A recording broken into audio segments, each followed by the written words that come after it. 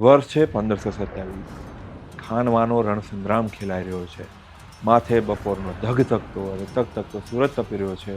માત્ર શ્વાસ લેવાનો અને તલવાર ટકરાવાનો અવાજ આવે છે। દૂરની ડમરીઓ વચ્ચે હજારો સૈનિકો લડી રહ્યા છે। એક તરફ મુઘલ તોપોનો ગડગડાટ છે, બીજી તરફ રાજપૂતોની તલવારની જંજનાટ। આ બધા વચ્ચે એક યોદ્ધા દેખાય છે।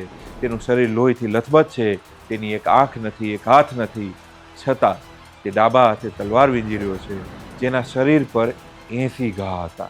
જેણે એક આંખ, એક હાથ અને એક પગ ગુમાવ્યા હતા, છતાં ભારત વર્ષના સૌથી શક્તિશાળી શાસકને હંફાવી દીધો હતો। આ વાર્તા છે રાણા સાંગાની। ઇતિહાસ હંમેશા જીતનારને યાદ રાખે છે, પણ ક્યારેક હારનારનો જુસ્સો પણ જીતનારની જીત કરતા ઘણો મોટો હોય છે। આ શરીર માટીનું છે, પણ મેવાડનું સન્માન લોખંડનું। યુદ્ધથી 30 વર્ષ પહેલા કુંભલગઢના કિલ્લામાં રાતના સમયે મશાલના પ્રકાશે 3 રાજકુમારો સાંગા, પૃથ્વીરાજ અને જયમલ એક ચારણ જ્યોતિષની સામે બેઠા છે। વાતાવરણમાં તણાવ છે। ચારણ સાંગાના કવચ અને કુંડળ તરફ જોઈને કહે છે કે મેવાડની ગાદી પર જેના યોગ છે એ આ રૂમમાં જ બેઠો છે।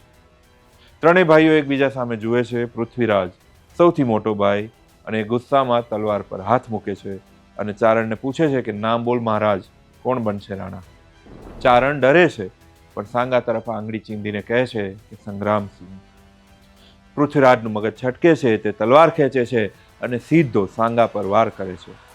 સાંગા બચવાનો પ્રયાસ કરે છે, પણ તલવારની અણી તેની આંખમાં વાગે છે। સાંગાની આંખમાંથી લોહી નીકળે છે, પણ તે ચીસ નથી પાડતો। દાંત મીસીને ઊભો થાય છે। લોહી તેના ગાલ પરથી ટપકે છે અને શાંત પણ મક્કમ અવાજમાં તે પૃથ્વીરાજને કહે છે કે ભાઈ, જો ગાદી માટે તારે મારી આંખ જોઈતી જ હતી તો માંગી લે, છીનવવાની જરૂર નહોતી। એટલું કહીને તે ત્યાંથી ભાગે છે।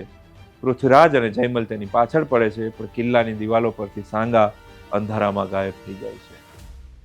આ પછી વર્ષો સુધી સાંગા જંગલોમાં ભટકે છે, ભરવાડના વેશમાં રહે છે। તેની એક આંખ પર પાટો છે। તે એકલા હાથે ડાકુઓ સાથે લડે છે। એ સમયના શ્રીનગર અને આજના અજમેર પાસે કરમચંદ પૌવાર તેને આશ્રય આપે છે। થોડા વર્ષો પછી સમાચાર આવે છે કે પૃથ્વીરાજ અને જયમલ મૃત્યુ પામ્યા છે।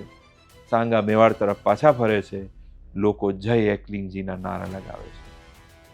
સાંગા હવે ગાદી પર બેસે છે।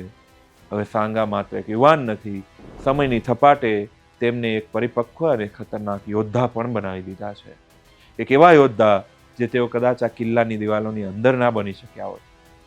પ્રકૃતિએ પોતે તેમને જંગની અને જીતની તાલીમ આપી હતી, જે આગળ જઈને હિન્દને માટે તેમણે લડવાની હતી। જ્યારે સાંગા ગાદી પર બેઠા ત્યારે તેમની પાસે આખું શરીર નહોતું, પણ ઈરાદા લોખંડી હતા। સમય આગળ વધ્યો। માળવા અને ગુજરાતની સરહદ પર ગાગરોન અને ખટોલીના યુદ્ધો થયા। ભીષણ યુદ્ધમાં તોપના ગોળાથી સાંગાનો એક હાથ કપાઈ જાય છે અને પગમાં તીર વાગે છે, પણ રાણા સાંગા કપાયેલા હાથે પાટો બાંધતા ઊભા થતા બોલે છે કે જ્યાં સુધી સામે દુશ્મન ઊભો છે ત્યાં સુધી રાણા ઊભો છે, ઘોડો લાવો। તેઓ ફરીથી લડે છે અને સુલતાનને હરાવીને તેને કેદ પકડે છે, પણ પછી તેને માફ કરીને છોડી પણ મૂકે છે। આ રાણા સાંગાની ઉદારતા અને રાજપૂતી ધર્મ હતો। થોડા સમય બાદ કાબુલના બર્ફીલા પહાડો વચ્ચે શિયાળાની સાંજે એક તંબુમાં એક માણસ બેઠો છે। તેની આંખોમાં અલગ જ ચમક છે। તે બાબર છે। દારૂનો પ્યાલો તેના હાથમાં લઈને હિન્દુસ્તાનનો નકશો તાકતો એ બોલે છે કે સેનાપતિ, દિલ્હી જીતવું સહેલું છે। ઇબ્રાહિમ લોદી નબળો છે, પણ હિન્દુસ્તાન પર રાજ કરવા માટે મારે એક સિંહનો શિકાર કરવો પડશે। સેનાપતિ પૂછે છે કે કોણ હુજુર? બાબર જવાબ આપે છે કે મેવાડનો રાણા સાંગા। સાંભળ્યું છે કે એ માણસ નથી, પણ હરતો ફરતો કાળ છે। વર્ષ 1527માં પાછા ફરીએ।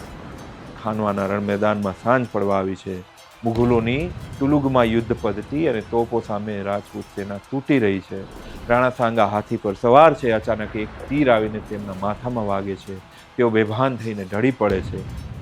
મેવાડના સરદારો તેમને યુદ્ધભૂમિથી દૂર લઈ જાય છે અને ઝાલા આજા રાણાનું છત્ર ધારણ કરે છે। રાતના સમયે બસવા નજીક રાણાને હોશ આવે છે અને જુએ છે કે તેઓ યુદ્ધ મેદાનમાં નથી। તેમણે ગર્જના કરી કે હું ક્યાં છું? મારી તલવાર ક્યાં છે? સરદાર જવાબ આપે છે કે મહારાણા, આપણે હારી ગયા। અમે તમને બચાવવા અહીં લાવ્યા છીએ। લાલ ઘૂમ આંખ અને કડકડતી આગ જેવા ગુસ્સામાં રાણા કહે છે કે તમે મને બચાવ્યો નથી, તમે મને લજાવ્યો છે। સાંભળી લો મેવાડના સરદારો, જ્યાં સુધી હું બાબરને હરાવી ન લઉં ત્યાં સુધી ચિત્તોડમાં પગ નહીં મૂકું, હું માથે પાઘડી નહીં બાંધું. સાંગા ફરીથી યુદ્ધની તૈયારી કરવા આદેશ આપે છે, પણ સરદારોના ચહેરા પર થાક અને ડર છે. તેઓ જાણતા હતા કે ફરી યુદ્ધ એટલે સર્વનાશ. કેટલાક સરદારો ખૂણામાં ભેગા થાય છે અને કહે છે કે રાણાને યુદ્ધનું વ્યસન છે અને આ વ્યસનમાં તેઓ પાગલ થઈ ગયા છે. હવે યુદ્ધ થશે તો મેવાડ ખતમ થઈ જશે, એટલે એક જ રસ્તો છે, જેલ. સ્થળ હતું કાલપી, રાણાનો છેલ્લો મુકામ. રાત્રિ ભોજનનો સમય હતો. સાંગા ભોજન કરી રહ્યા છે. સરદારોએ ઝેર ભરેલો પ્યાલો પીરસી દીધો છે. રાણા એ પીવે છે. થોડી વાર પછી તેમના ગળામાં બળતરા થાય છે અને તેઓ સમજી જાય છે. પોતાના સરદારો સામે જુએ છે. તેમની આંખમાં ગુસ્સો નથી, પણ એક ઊંડું દુઃખ છે. લથડતી જીભે તેઓ અંતિમ શબ્દ બોલે છે કે દુશ્મનની તલવાર મને ના મારી શકી, પણ મારા પોતાના લોકોનો ડર મને મારી ગયો. આટલું બોલીને તેઓ ઢળી પડે છે. રાણાનું નિર્જીવ શરીર પડ્યું છે, પરંતુ તેમની પ્રતિજ્ઞાનો અવાજ આજે પણ મેવાડી કિલ્લાઓમાં ગુંજે છે. ઇતિહાસ તો એ છે કે રાણા સાંગા પછી કોઈ પણ રાજપૂત રાજા તમામ રાજપૂતોને એક ઝંડા નીચે ભેગા ના કરી શક્યા. તેઓ છેલ્લા હિન્દુપત હતા. મહારાણા કુંભાના પૌત્ર અને જેમના તેજથી સમગ્ર હિન્દ દેદીપ્યમાન છે એવા સૂર્ય સમાન મહારાણા પ્રતાપના દાદા, મેવાડના ગૌરવ, રાજપૂતી શાન, રાણા મહાન રાણા સાંગાને શત શત નમન.